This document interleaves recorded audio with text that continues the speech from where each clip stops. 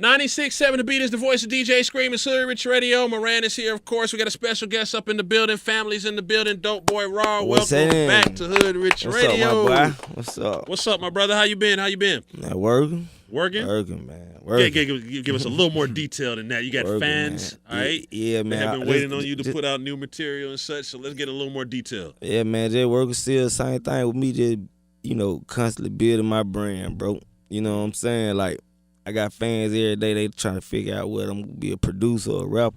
Mm-hmm. I'm just like, man, I'm in artist development. That's my cop out for everything. I'm artist development. Rapper these days, they don't like art development. Mm-hmm. Art development save you a little bit, you know what I'm saying? Mm-hmm. So please forgive all my mistakes, because it's art development for me. Don't put me on the clock yet. Yeah. Now listen, this been the hot topic of the week, and I think that you are a very solid candidate to answer this question. Well, there's a lot of lists floating around on the internet. All right. I'm glad I made this one, boy. So, but let's keep it as light as possible. Okay. Who are the top 5? Let's not even say lyricists. Who are the top 5 rappers out of Atlanta? Rappers or lyricists? Let's not say lyricists. Okay, let's not say lyricists. Because there's people that deserve a nod that might not necessarily be lyricists in Atlanta, but they've done a lot for Atlanta. So who are the top 5? Who are your top 5 of all time? Outkast or Andre or Big Boy? Outkast. I ain't gonna break them up. We ain't finna do the yes Jewel. We ain't finna do the yes Jewel. I ain't gonna break them up. I can't. They can't do that. If you're Outkast. But if you're a New Yorker, you don't say Wu-Tang Clan. You say somebody from Wu-Tang. Yeah, but they ain't that though. Outkast ain't that. Outkast. And 3 Stacks is 3 Stacks. Right. So you would say Tribe Called Quest if you were in New York. Right. Okay. All right. Cool. So we for sure. But no, this ain't Outkast and Tribe Called ain't the same to me. Okay. Cool. So I wouldn't say that. So moving forward, you said Outkast. Outkast number 1. Mm-hmm. Well, let me do this. The Dungeon Family number 1. The Dungeon Family. So you gonna put Goody Mob? Okay. Yeah, because they'll take up all 5. If we were just keeping it real. I'm they gonna beat. Ain't nobody else gonna have a shot. Okay. So I just gotta give them in one. I don't disagree with that. Huh? I don't disagree with that. Yeah, they gonna take up everything. It ain't no the Dungeon Family number 1. So let's make them honorable mentions. The Dungeon Family. Yeah, even though there was hip hop in Atlanta before them. Yeah, we just had. What I was gonna do was give one from every generation. Okay, cool. I was gonna go back to the Shadis and all that, because people want to all have those arguments too. That before my time. Right. But very instrumental. Yeah. I understand. Mm-hmm. But Outkast, Dungeon Family, Gucci. Okay. I like Gucci. Tip, and all the young boys, they together.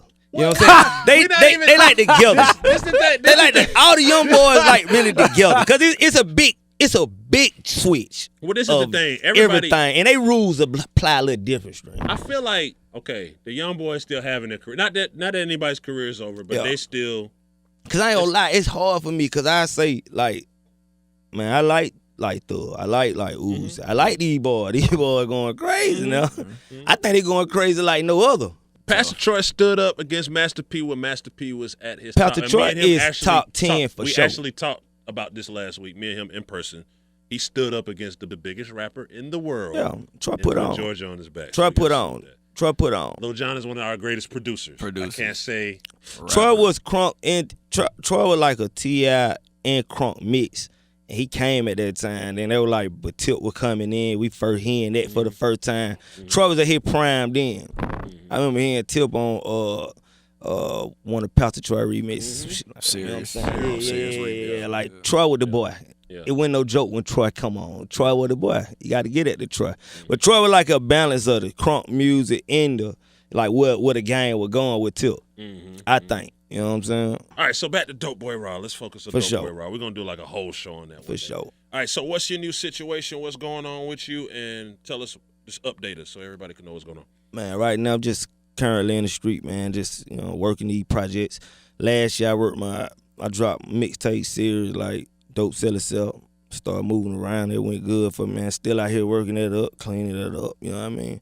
Like I say too, bro, I always feel like I'm in artist development. I feel like until you get where to where you supposed to be, you in artist development to me. You know what I'm saying? And that's until the masses see you all at one time. You know what I mean? Right now we like growing. Every year we like growing. We got this new fan base, we got this new fan base. So that's how I look at it. So I'm just still growing, building my label, Dope Republic. You know, just producing, man. Yeah, when you say evolving, you know what I'm saying? Turning into what it is I'm supposed to be. So many people don't see me since a kid. They don't know what to think. Right. They don't know, like, is he like, you know, I came out like on Chief Keef level. Like, right. I feel like I was like the first Chief Keef type dude. You know what I'm saying? With all the young dude with me, and we just fighting in every club we go to. Right. You know what I'm saying? And then I just switched into some produce. Like I've been through. I almost been slick. Almost everything you could think of, you know what I'm saying? Yeah. That's how I look at my career. But now where I'm at now, really just becoming into a bidding man, coming into like producing these records, you know what I mean? And just networking mode, you know what I mean? Sure. And you know, as well as becoming a better artist too. You know what I mean? I came in the game from Jermaine Dupri, so I feel like he just taught me something for being a producer. And then, like, I feel like Tip just gave me the last little bit I need as a, you know, moving as an artist. So when your day starts, what's the thing that probably sits on your mind first? Is it going to the studio as an artist to be a lyricist, being rap, a executive, or is it making beats? Being a CEO. Okay, the business. Being a business man. Okay. You know what I'm saying? That's where you're at with it. Okay. Yeah, I always been there from day one. It's just people couldn't see it. You know what I'm saying? I think in between time I had to showcase and earn my reps or something, so I rap, so I produce. But I think I wanted to be like CEO from day one. I had a crew full of rappers, they just didn't take them. They wanted me, you know what I'm saying? So from then I had to just start playing that game. But I think I always wanted to have a label myself and just be the person that sit behind and just see them through it. You know what I'm saying? And then I'm just now getting to that point where I done been around Atlanta enough times, gained enough relationships, build enough, buzz for myself to even start to look into that. You know what I mean? There's definitely levels to it. Mm-hmm. Yeah. Absolutely. Yeah. Absolutely. So talk about moving into 2020. What can we expect from DopeboyRa as you elevating? Try to take everything to that next level? Man, I know for my brand, man, I got a very strong like social media brand, online presence. You know what I'm saying? I'm thinking about staying true to that while we continue to like build our label and build our brand with the clothes, with just everything we do, these beats. You know what I'm saying? The label, the new artists. You know what I mean? I believe that every artist go their own direction. I feel like some people just made to be on the radio all day, every day. I feel like some don't. So whatever it come to, that's what I'm ready to do with whoever. You know what I'm saying? That's my approach to it. Yeah. When you look at 2019, how do you feel about the emergence and the rise of the female rapper and their dominance? They won. They won. And why do you think they won? They won. They won by a landslide. Yeah, undisputed. You know when it be. See, I analyze the game like for real. So the streets didn't really win. The women won this year. You know what I'm saying? The melodic stuff still won, but this was mostly a female game this year. It was mostly they got the most coverage, like left and right. Yeah. They won. They put the points up. You think we'll ever get a female rapper from the city? You think we'll ever get a female rapper to reach that type in the city from Atlanta? Then it's gonna be a real game. Then we got to have one. Cause it's like we the ones. It come from here. You know what I'm saying? We got to have one. The right one gonna come. Cause like with all these lists, there was no woman on it. Yeah, talking about from Atlanta. From Atlanta. Yeah, the right one gonna come. See Atlanta. Artist development. You know what I'm saying? Sound like a T-shirt now. Yeah. Artist development for real. Cause not on the music. Everybody come out musically genius, like in Atlanta. They musical genius, but it just adapting from business to, you know what I mean? Yeah. Because what happened is when you come out of Atlanta, you straight become a millionaire, bro. It's like you take off in Atlanta, you going up.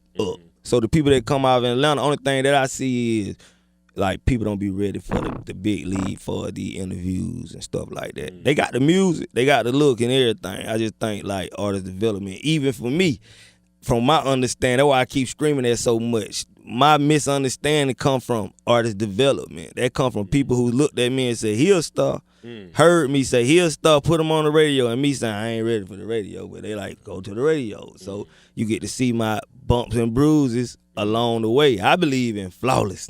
You feel me? Why show it if you don't got to? Just be artist development. That's real. It's gonna be a mixtape. You keep screaming it, man. We're gonna do that mixtape. Hey, man, for real, man. For real. Cause Atlanta pushing out big artists, boy. No cap. It's going down. Like, for real. The city, we've been doing it for so long, bro.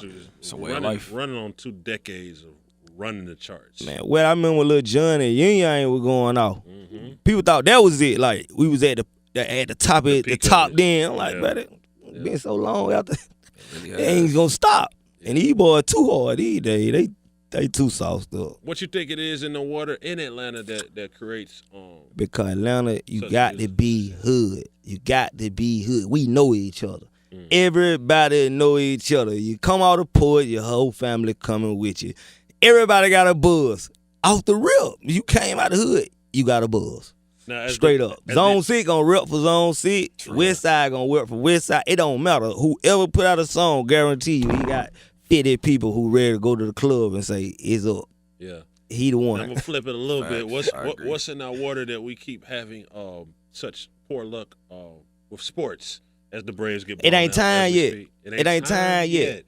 Oh, we've been waiting a long time, man. Yeah. I've been watching the Falcons for a long time. You gotta go with the vibe and the ways. See, I keep telling people, man, we on the construction right now. You see all these buildings getting built. Yeah. Okay. It's almost there. I like this. It's almost there. it's almost there. So we coming. See, that's the time where I feel like the Tyler Perry move is showing that we okay. We getting out. Yeah, we got other stuff. After they finish standing these buildings up, by that time, I'm gonna be the real man. I'm gonna come back in here and talk with you. Okay. And we're gonna talk about this thing. We're gonna have somebody big in the app, in the sports and all that. It's a timing thing. That's a lot for Atlanta to handle at one time. Music and sports. We will be too lit. Yeah, it's just like Vic and Jeezy that summer, it was too much. Yeah, it was too much. You gotta earn that. We done earned that. We don't show we could do that. We've been showing that since '96. Since '96, we've been showing that. That was our first good look. And then we just keep building. That's just like any other artist. Atlanta, artist development. That's all they doing. We gaining more momentum. They want to build more here. More people want to come. It gonna keep happening.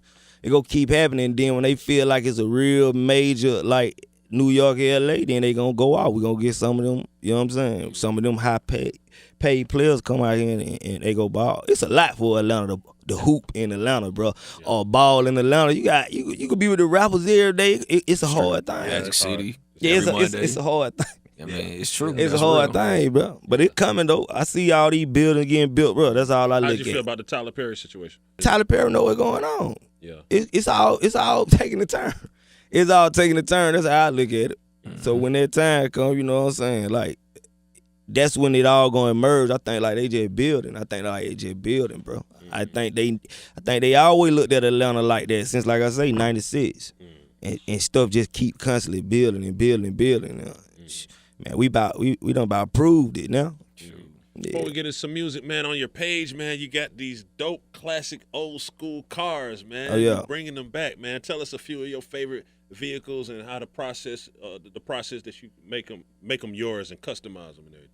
Man, I treat them like me, straight out the hood, from nothing to something. Okay. From nothing to something. The car can only be what I could be. Yeah. If I can't afford the big block, he ain't gonna be no big block. So the car like show you who you is in the hood. You like, that's your stripes. Yeah. That's your rep. You can't ride no Chevelle if you ain't no big dog. Cause it cost too much to do it all the way right. You feel me?